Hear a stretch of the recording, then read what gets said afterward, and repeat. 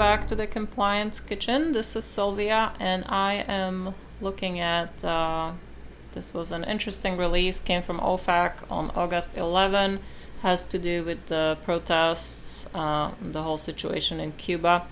So OFAC advised that it and the BIS, which is the Bureau of Industry and Security that sits inside the Commerce Department, issued a fact sheet to emphasize the U.S. government's commitment to the Cuban people and supporting them through the provision of certain internet and telecom services.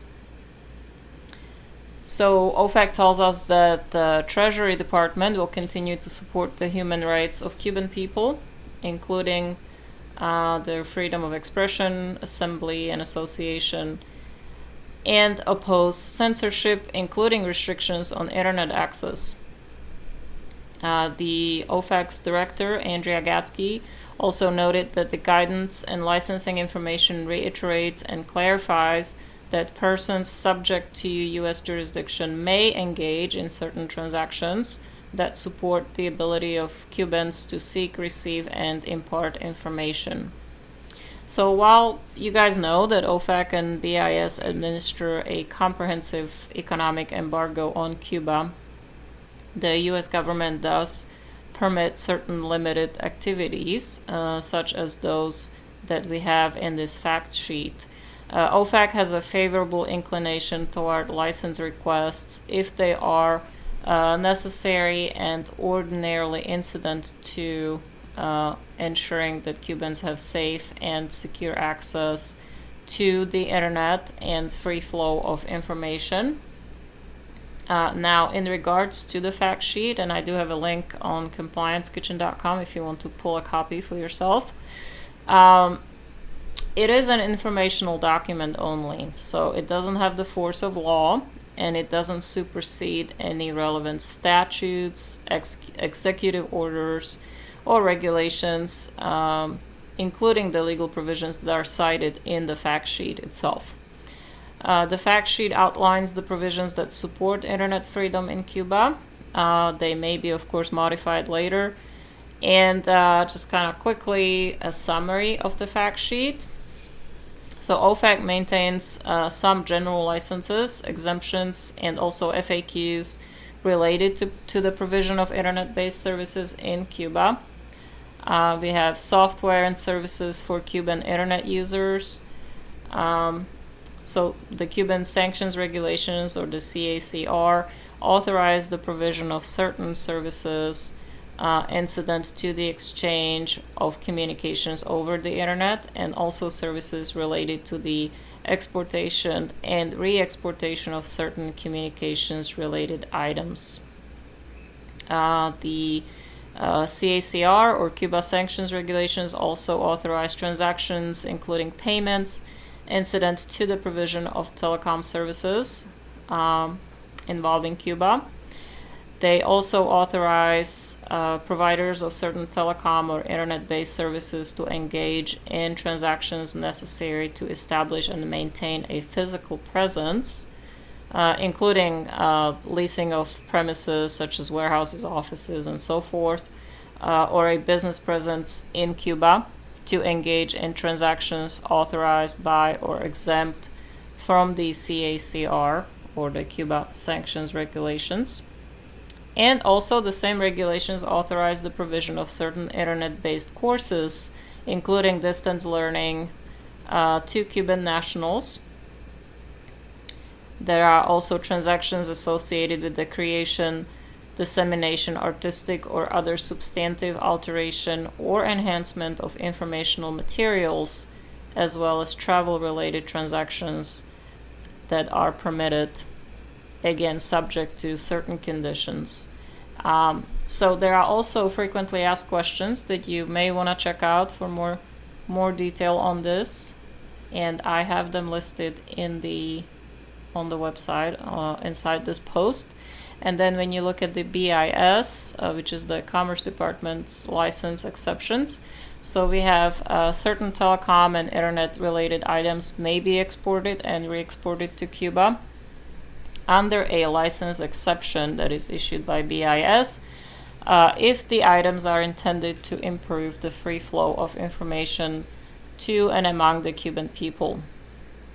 So we have license exceptions, consumer communications devices, or CCD, and then support for the Cuban people, or SCP.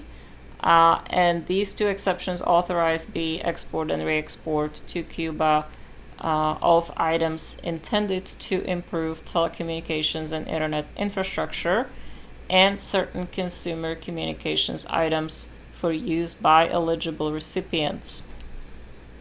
Now, both of these license exceptions will specify the eligible items by description and also by the ECCN, or the Export Control Classification Number, on the CCL or the Commerce Control List. We have consumer communications devices. This is since 2009. This license exception has authorized the export and re-export of certain commodities and software to eligible recipients in Cuba. Again, there's a list of the eligible items, and eligible recipients are individuals in Cuba other than certain Cuban government and Communist Party officials, and independent non-governmental organizations in Cuba. And then you have the items in support of the Cuban people. So this is since 2015, a license exception that has authorized the export and re-export of certain items to Cuba that are intended to improve the free flow of information. Again, items eligible for export and re-export to Cuba pursuant to license exception SCP, or the support of Cuban people, must be for certain specified end uses and end users, and are limited to those designated as EAR 99, i.e. those are items subject to the EAR but not specified on the CCL or controlled on the CCL only for anti-terrorism reasons. Also, in addition, this license exception allows for the export or re-export to Cuba of certain items for the creation and upgrade of telecom infrastructure to improve the free flow of information among the Cuban people. So those would be your license exceptions that BIS offers. And then there's additional licensing, which from OFAC for prohibited transactions that are not otherwise authorized by OFAC general licenses. Of course, OFAC considers specific license requests, and this is reviewed on a case-by-case basis.